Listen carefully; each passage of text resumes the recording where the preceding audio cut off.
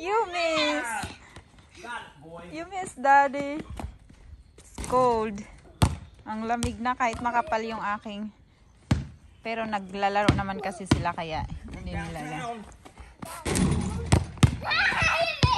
Inaantay nila yung kanilang kuya. Kasi pupunta daw dito. So, hindi namin alam kung anong oras. Downtown, heads up. I still got it. That's why someone ain't showing up.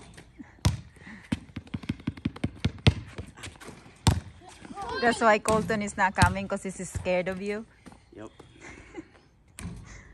Wow, good job, Brayden.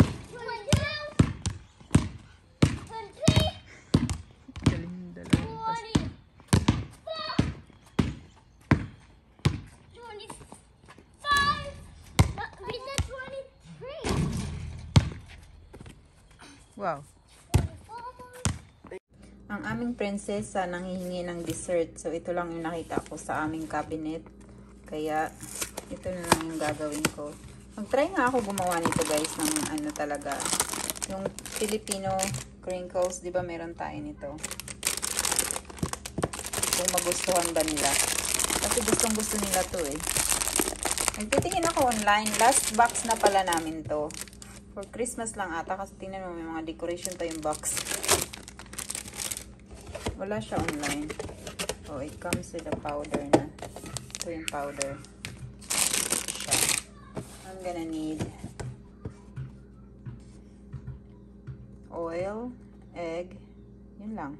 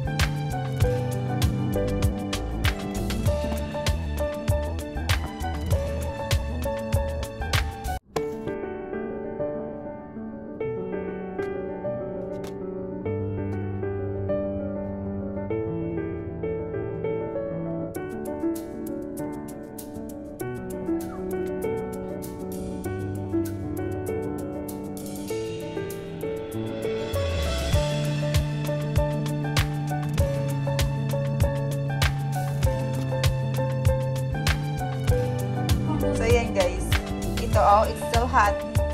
Ginamit ko lang yung kamay ko dito. Ang ganda. So, ginamit ko yung kutsara. Kaya ganyan. Kutsara. Kutsara. Kutsara. You already writing numbers? 14. 15. 16. 17.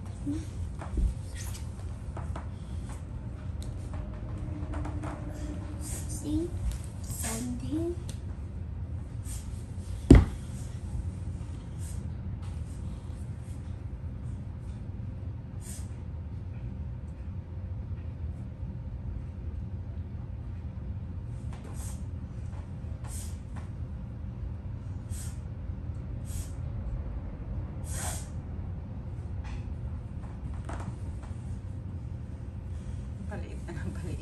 job, Brayden.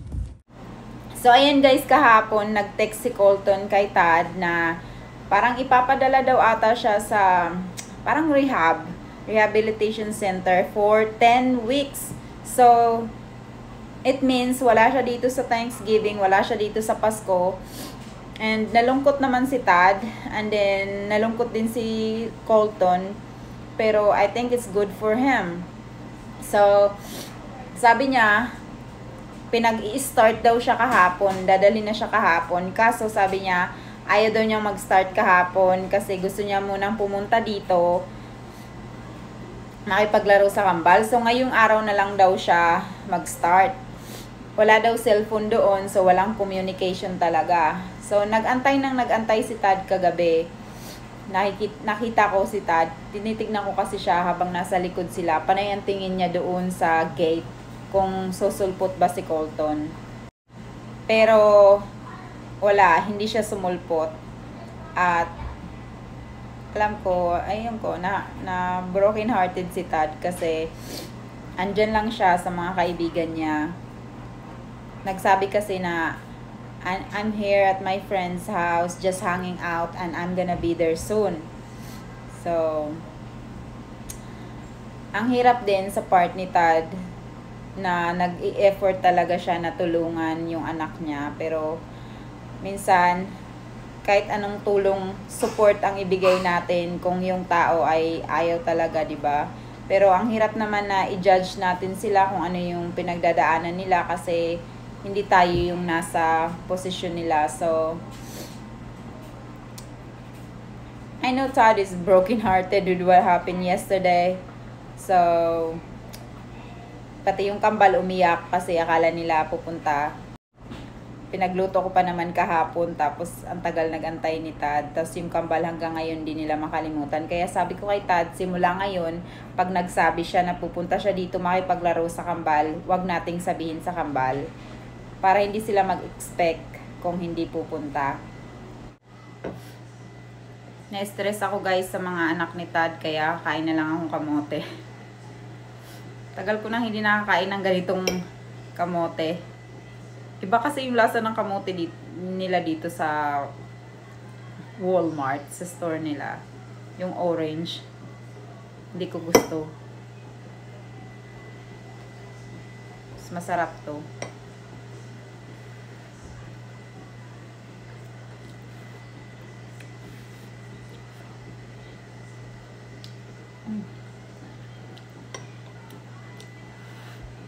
Ang tamis kahit ito lang, kahit wala nang kapartner.